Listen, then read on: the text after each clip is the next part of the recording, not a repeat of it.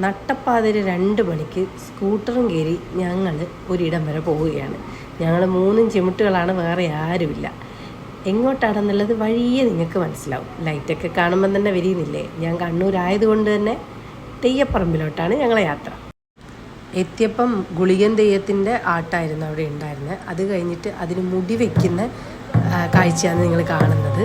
അതൊരു പ്രത്യേക തരത്തിലാണ് അവർ ചെയ്യുന്നത്. കണ്ടിരിക്കാൻ നല്ല രസമാണ്. ഗുളികൻ തെയ്യത്തിന് ഒരുവിധം എല്ലാ അമ്പലങ്ങളിലും നമ്മൾ കാണുന്നുണ്ടെങ്കിലും അതിൻ്റെ ആട്ടം കാണാൻ നല്ല രസമാണ്. ഈ കമ്പൊക്കെ കുത്തിയിട്ട് വലിയ മുടിയൊക്കെ വെച്ച് ആടുന്നത് കാണാൻ ഒരു പ്രത്യേക രസം തന്നെയാണല്ലേ. ഓരോ കാവിലും ഒരു പ്രത്യേക തെയ്യം മെയിനായിട്ടുണ്ടാവും. അങ്ങനെ ഞങ്ങളെ കാവിലെ തെയ്യത്തിനെ കാണാൻ വേണ്ടി തിരക്കി നിൽക്കുന്ന ആൾക്കാരെയാണ് ഈ കാണുന്നത്.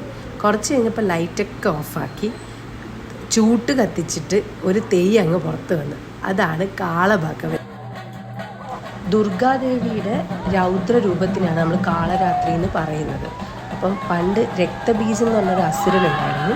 അപ്പം പുള്ളിയുടെ രക്തം നമ്മളെ ഭൂമിയിലോട്ട് വീണ് കഴിഞ്ഞാൽ കുറേ അസുരന്മാർ വീണ്ടും ഉണ്ടാവും എന്നുള്ളത് കൊണ്ട് ദേവി ആ രക്തം കുടിച്ചിട്ട് അയാളെ സംഹരിച്ചു എന്നാണ് വിശ്വസിക്കുന്നത്. അതാണ് ഈ കാളരാത്രി ആയിട്ട് നമ്മൾ കൊണ്ടാടുന്നത്.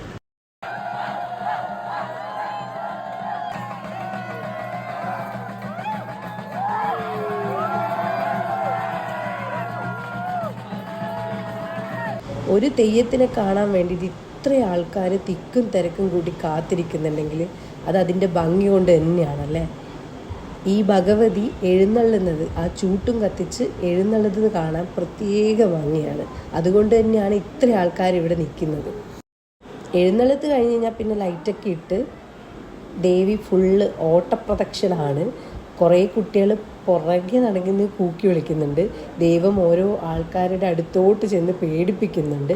സത്യം പറഞ്ഞാൽ എൻ്റെ അടുത്തൊക്കെ മുമ്പിൽ വന്ന് നിന്നു കഴിഞ്ഞാൽ ആ നിമിഷം വടിയാവും.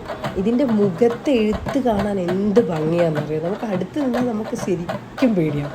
അത് എത്ര വലിയവരായിക്കോട്ടെ ഒന്ന് പകച്ച് നിന്നു പോകുന്നുള്ളത് ഉറപ്പാണ്. സാധാരണ ഇത്ര ലേറ്റായിട്ട് തെയ്യം കാണാനൊന്നും പോകാറില്ല. പക്ഷേ ഇപ്രാവശ്യം കാളഭഗവതിനെ കാണണം എൻ്റെ ഒരു ആഗ്രഹമായിരുന്നു. 1 മണിക്ക് തുടങ്ങുന്ന 2 മണിക്കൂറാണ് നിന്ന് വെയിറ്റ് ചെയ്തത്. അവസാനം തെയ്യം തുടങ്ങിക്കഴിഞ്ഞ് അവസാനിക്കാൻ 5 മണിയായി. അപ്പം തെയ്യം കാണാൻ പോകുന്നതേ ഐസ് കഴിക്കാൻ വേണ്ടിയിട്ടാണ്. 5 മണിക്ക് തെയ്യം കഴിഞ്ഞ് ഐസും കഴിച്ച് ഞങ്ങൾ വീട്ടിലോട്ട് എത്തി. നിങ്ങളുടെ നാട്ടിൽ ഇതേപോലെ പ്രത്യേകതയുള്ള തെയ്യം ഉണ്ടോ? നിങ്ങൾ തെയ്യത്തിന് പോയിട്ട് ഐസൊക്കെ കഴിച്ച് ഇതുപോലെ വീട്ടിൽ ലേറ്റായിട്ട് തിരിച്ചെത്താറുണ്ടോ?